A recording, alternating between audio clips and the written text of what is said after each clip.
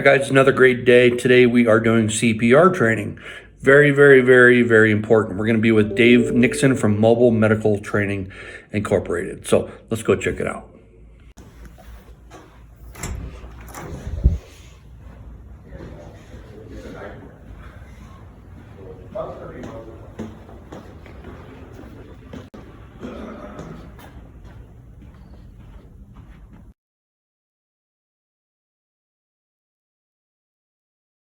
An AED and doing those chest compressions is life-saving. That gives me a chance to have somebody survivable once I get there. Make sense?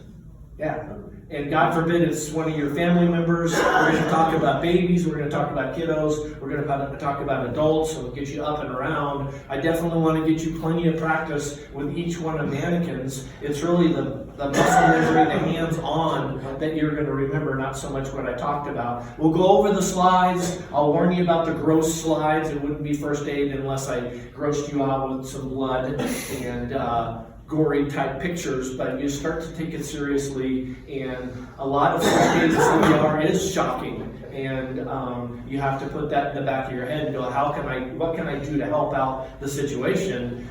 There are times where you don't want to get involved in the situation, and for instance, I-70 after the last snowstorm, you're on I-70, you're traveling in your car, and you notice a car in front of you lose control and roll off the highway.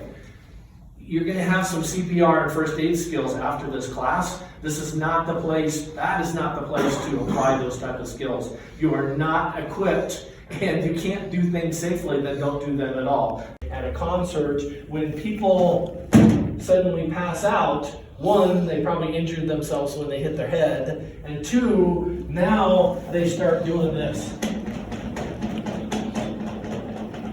Whether you call it convulsions, or whether you call it seizures, or clonic tonic, or whatever you want to call it, what do we have to do now? 911, right. Medical kit, AED, sound familiar? Mm-hmm. Now everything's there. Worst case scenario, they die. Some people do this when their heart stops. This is a sign. So if they stop the seizing and they have no pulse and they have no signs of life, you know what to do? 911, medical kit, AED, compressions, shock or not shock with an AED. That it may progress to that. Most seizures last 2 or 3 minutes, and then they stop, and then the patient's unconscious. What did I warn you about people that are unconscious? Airway. So we need to maintain that airway, but they bit their tongue and their teeth are loose and they're vomiting. What do we have to do?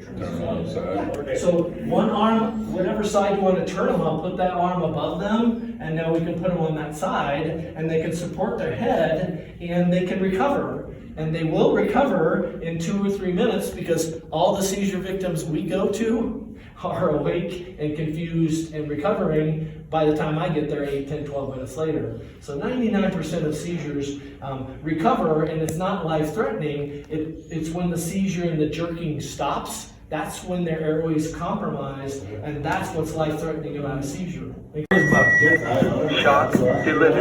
Okay. Sounds